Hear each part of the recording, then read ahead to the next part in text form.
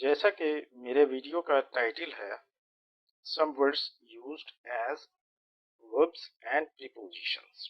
तो कुछ वर्ड होते हैं जो वर्ब और प्रीपोजिशन दोनों तरीके से यूज होते हैं।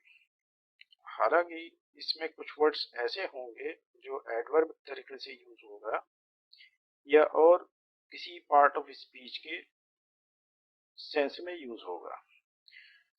इस लेसन का मेरा पूरा मकसद ये है, पर्पस ये है, हम ये बताना चाह रहे हैं कि जब भी कोई वर्ड सामने आए तो आप फौरन देखें कि वो वर्ड जो है कौन सा पार्ट ऑफ स्पीच है या और वो कैसे कैसे यूज होता है।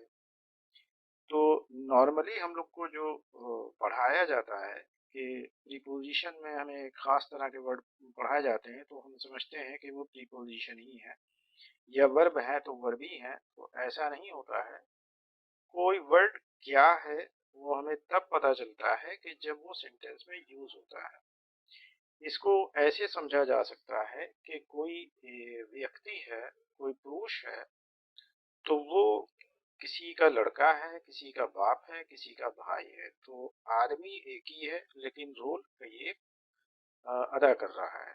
तो इसी तरीके से वर्ड्स जो हैं बिना यूज हुए हम नहीं कह सकते कि वो क्या है। जब सेंटेंस में यूज होता है तब हमें पता चलता है कि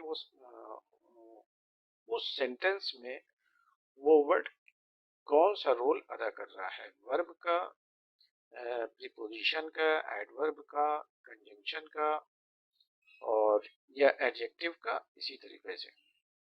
तो अब हमारा ये वर्ड है, पहला है सेव। तो सेव माने होता है बचाना, अगर वर्ब के तरीके से यूज करेंगे।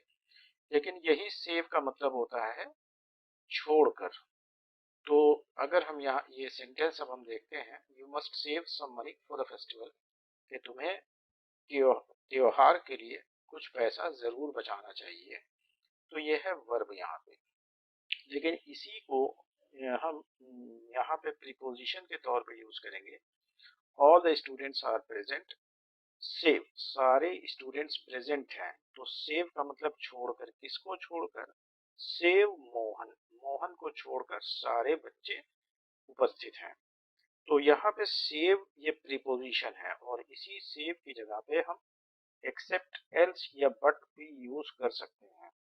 अब दूसरा फिर है एक्सेप्ट। एक्सेप्ट का मतलब होता है इंक्लूड ना करना या एक्सक्लूड कर देना, निकाल देना या शामिल ना करना। और यह एक्सेप्ट माने होता है छोड़कर। तो यहाँ पे है he was accepted from the school cricket team, कि उसको स्कूल क्रिकेट टीम में नहीं शामिल किया गया या उससे बाहर रखा गया। तो यहाँ पे ये जो एक्सेप्टेड है ये वर्ब है। जबकि ये वाले सेंटेंस में I have learn all the lessons, मैंने सारे पाठ याद कर लिए हैं, एक्सेप्ट द लास्ट वन, आखिरी छोड़कर। तो यहाँ पे ये एक्सेप्ट प्रीपोजिशन है। लाइक को हम समझते हैं कि ये वर्ब होता है या नाउन होता है। तो लाइक माने पसंद करना और लाइक माने पसंद भी होता है, और ये इस और कई तरीके से यूज होता है। अब लेकिन यहाँ पे फिर वही है, हमारा फोकस इस लेसन में यही है कि बस हम उसको वर्ब के तरीके से और प्रीपोजिशन के तरीके से यूज करेंगे। तो अब Chintu likes ice creams very much, कि चिंटू को आइसक्रीम्स बहुत ज्यादा पसंद है या पसंद करता है। तो ये वर्ब के तरीके से यूज हुआ है।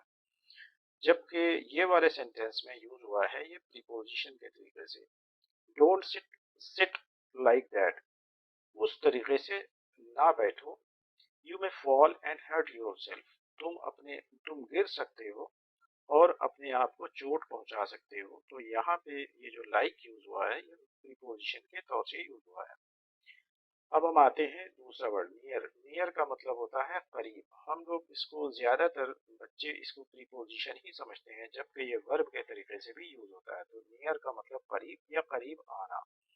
तो सेंटेंस होगा the examinations are nearing, examination करीब आ रहे हैं, इम्तिहान करीब आ रहे हैं। You must start your studies now, तुम्हें अब अपनी पढ़ाई शुरू कर देनी चाहिए। यहाँ पे ये नियरिंग जो है ये वर्ब के सेंस में यूज हुआ है। जबकि यहाँ पे my school is near the church, मेरा स्कूल चर्च के करीब में है, तो यहाँ पे ये प्रीपोजिशन है। डाउन, डाउन जो है, डाउन का मतलब होता है नीचे जब प्रीपोजिशन होगा, लेकिन यही डाउन का मतलब इसके तीन माने निकलते हैं वर्ब के तरीके से। तो वर्ब में जब होगा टू कॉज समथिंग और someone to fall to the ground, कोई चीज को या कोई व्यक्ति को जमीन पर गिरा देना, एक तो ये। तो अब जैसे कि our army down many enemy planes during the war, कि हमारी आर्मी ने, हमारी फौज ने बहुत से दुश्मन के जहाज गिरा दिए। अब यहाँ पे डाउन का मतलब गिराना है, गिरा दिए ड्यूरिंग द वॉर, वॉर के दौरान, तो ये वर्ब हुआ। फिर अब यही डाउन का मतलब होती है, दूसरी एक मीनिंग होती है टू ईट और ड्रिंक समथिंग क्विकली, कि कोई चीज बहुत तेजी से खा जाना या पी जाना, गटगटा जाना। तो यहाँ पे जैसे hurry down a mug of coffee and ran to catch the bus, कि जैसे हैरी को जल्दी हो रही थी और उसने बहुत जल्दी से कॉफी का मग जो है वो गटगटा गया या पी गया बहुत जल्दी, और भागा बस पकड़ने के लिए, कहीं भी जाना था उसको, तो बस के लिए लेट ना हो जाए इसलिए वो भागा। फिर एक होता है यही डाउन का मतलब होता है टू डिफीट समवन, किसी को हराना, और खास तौर से स्पोर्ट में, खेल में। तो सेंटेंस ये है, Leander Paes down Pete Sampras 6-3, के लिएंडर पेस ने पीट सम्प्रास को 6-3 से हरा दिया, ये वर्ब है। फिर एक और ये डाउन की मीनिंग यूज होती है, डाउन का मतलब होता है धिक्कारना, तो या धिक्कार होना। तो सेंटेंस ये बनता है, down with rapist of the minor girl, कि ये जो छोटी लड़की थी नाबालिग, उसके रेपिस्ट पर, जिसने रेप किया, उन पर धिक्कार हो। तो यहाँ पे भी ये वर्ब के तरीके से यूज हुआ है। फिर अब ये डाउन का हम प्रीपोजिशन के तौर से यूज कर रहे हैं।